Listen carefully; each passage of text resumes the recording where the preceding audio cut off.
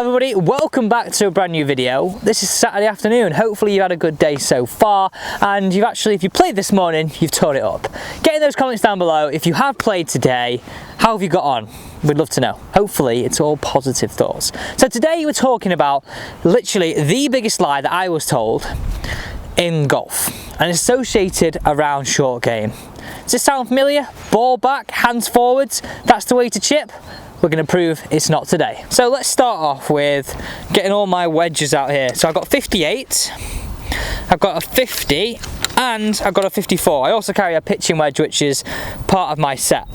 My favourite one that I chip with most of the time is this 58. So this is sort of the shot in this situation where I'm here. So have a look at this one here, where I would use my 54. Did I say my favourite 58 then? Yeah. I meant 54. I was thinking that when I was saying it. This situation here where I've got a little bit of green, it's uphill, and I can afford to really fire it in.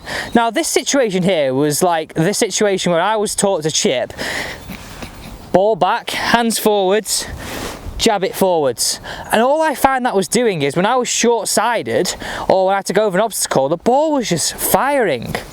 It made me very one-dimensional in the short game. I also started to try and lift it because I was feeling there was no loft on the club, even with the 58.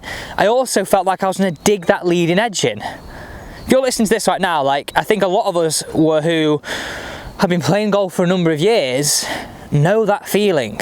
And I think a lot of us have sometimes reverted to it to get a feeling of strike. So if I go back to the ball here and you guys go to the face-on position, you'll think about this totally differently by the end of this video. So this is what it looks like. That's how I used to chip. Ball back, hands forwards, really sort of jab it and get that ball rolling forwards. I mean, it's done okay. Not great contacts on the ground, not what we want to see. So what I've been experimenting with, and with a lot of research, but also just watching good players chip. You don't see many good players chip that way for a standard chip.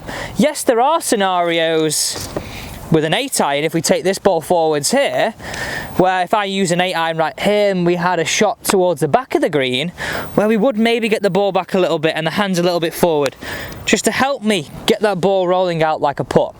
I'm not saying there's not a situation where we use it for that, but for our bog standard chip, where we want it a little bit in the air, a little bit of check and a little bit of roll out, game over. Let's not do that. This is what I want you to feel. And I think Justin Thomas is a great one with this. Obviously, the one that would be Phil Mickelson, he would be the one that everybody would sort of go to. But I think Justin Thomas is a little bit overrated in sort of the short game department, as well as Till Hatton. Underrated, sorry. I'm getting that mixed up there. Sorry. You're overrated, mate. You're calling people out left, right and centre. Sorry, I meant underrated. Till Hatton's another one with an unbelievable short game. I picture that sort of shot in the Turkish Airlines a couple of years ago. I mean, that was just a joke. Now, what you'll see is a lot of them have the ball just to the back of centre, never outside their right foot, and their hands are on the golf ball, so the shaft has a little bit of forward shaft lean. It's not to the degree where it's like butt end of the club pointing at our pocket. It's more butt end of the club pointing at our first belt rung on our belt. With the ball, just a club head towards the back of the stance. So I kind of see this as quite a neutral position to be in. Now what I like to feel is, and this is just purely for my feeling, because I get into a situation, because I've had that ball back, is this sort of laggy motion, because I do that and I'm an absolute bugger for doing that with my irons. So what I want to feel is that where I start is where I want to return to, and potentially it might feel a little bit like this for me, okay? It's a feeling, it doesn't necessarily happen. So how I go about this is right hand under the left, just make a few practice swings, because now the momentum of the club comes back to where it starts and then it overtakes a little bit. I don't get into a situation now where I get the leading edge digging and sort of this lagging motion because of those years of putting that ball to the back of my stance. So let me hit this one away here, then we'll go to another situation. So in, weight left, back, chip it on. Just get a feeling for that.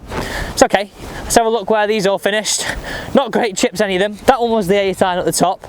Let's go over here, because this is another situation where this is going to really help us. So we want that ball a little bit back of the stance, and it's all about this feeling of letting the bounce do the work.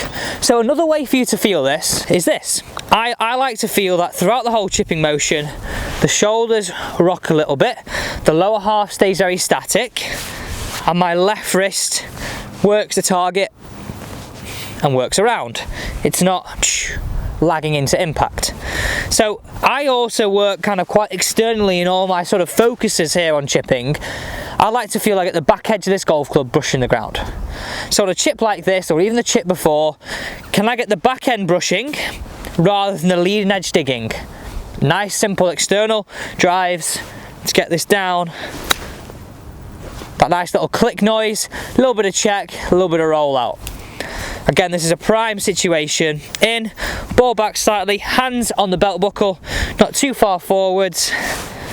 Back edge, brushing the ground. A little bit of check, a little bit of roll. That's simply how I do it. So the biggest lie that we've all been told was to get that ball back, get those hands forward to get that check.